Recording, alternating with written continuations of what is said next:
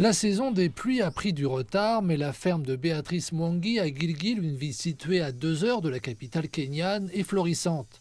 Le secret, dit-elle, réside en partie dans la banque de semences communautaires qui se trouve au sein de sa ferme.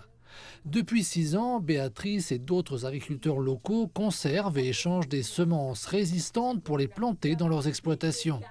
C'est la solution qu'ils ont trouvée pour faire face à l'augmentation du coût des intrants agricoles. La saison des pluies commencera, mais avant que nous ayons pu trouver l'argent pour acheter des graines à planter, les pluies seront terminées. Et sans récolte, on se demandait comment on pourrait faire face à la faim.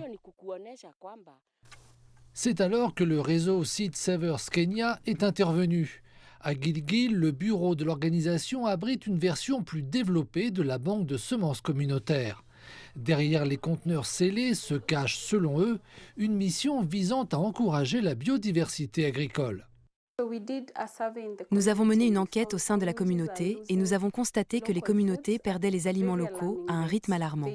Elles avaient l'habitude de consommer certains aliments préparés par leur grand-mère ou leur mère, mais aujourd'hui, elles ne peuvent plus en retrouver trace.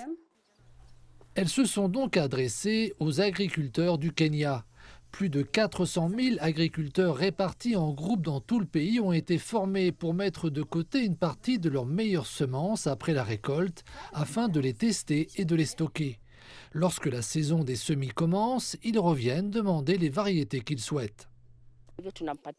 Nous donnons aux agriculteurs nos semences et ils les plantent. Lorsqu'ils récoltent, ils reviennent pour nous rendre des semences. C'est ce qu'on appelle la multiplication. Et cela permet d'accroître le nombre de semences qui sont sur le point d'être perdues.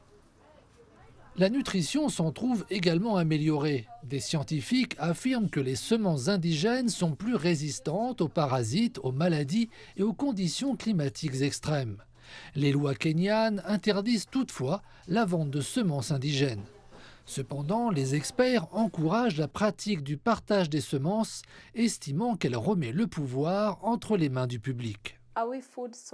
Sommes-nous souverains en matière d'alimentation? Sommes-nous dépendants de personnes extérieures pour assurer notre sécurité alimentaire?